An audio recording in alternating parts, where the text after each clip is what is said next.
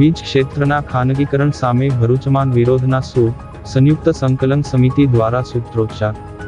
All India power engineer federation દ્વારા આપવામાં આવેલા રાષ્ટ્રવ્યાપી હડતાલના એલાનને ગુજરાત ઉર્જા સંયુક્ત સંકલન સમિતિ દ્વારા નૈતિક સમર્થન જાહેર કરવામાં આવ્યું છે, જેના ભાગરૂપે આજે ભરૂચ ખાતે DGVCL અને જેટકોની સંયુક્ત સંકલન સમિતિના હોદ્દેદારો અને કર્મચારીઓએ એકતા પ્રદર્શિત કરી ખાનગીકરણ વિરુદ્ધ વિરોધ પ્રદર્શન કર્યું હતું।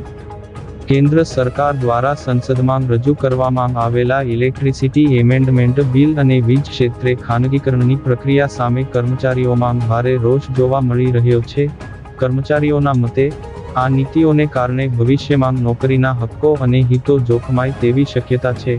આથી આજે બપોરે વીજ કચેરીની સામે એકત્રિત થઈને લોકશાહી ઢબે સૂત્રોચ્ચાર સાથે વિરોધ પ્રદર્શિત કરવામાં આવ્યો હતો।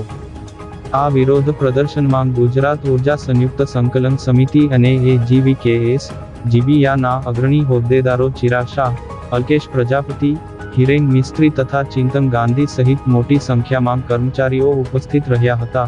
તમામ સભ્યોએ એકસુરે વીજ ક્ષેત્રને ખાનગી હાથોમાં સોંપવાની હિલચાલનો સખત શબ્દોમાં વિરોધ નોંધાવ્યો હતો।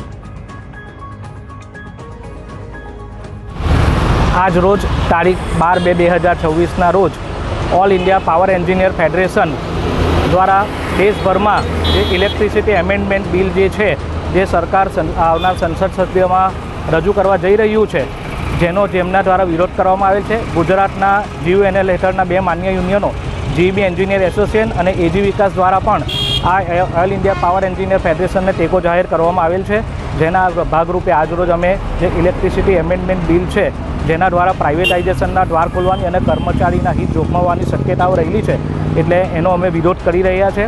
અમારી કોઈ નીતિનો અમે ફક્ત નીતિ સામે વિરોધ કરીએ છીએ, અમારા સરકાર સામે કોઈ વિરોધ નથી। અને આજરોજ પણ જે અમારી GUNLની સર્વિસ છે એ બધી ચાલુ જ છે, પાવર પણ રાબેતા મુજબ ચાલુ છે। અમારે ફક્ત સરકાર જે આ પ્રાઇવેટાઇઝેશનનો વિરોધ છે। ઓકે।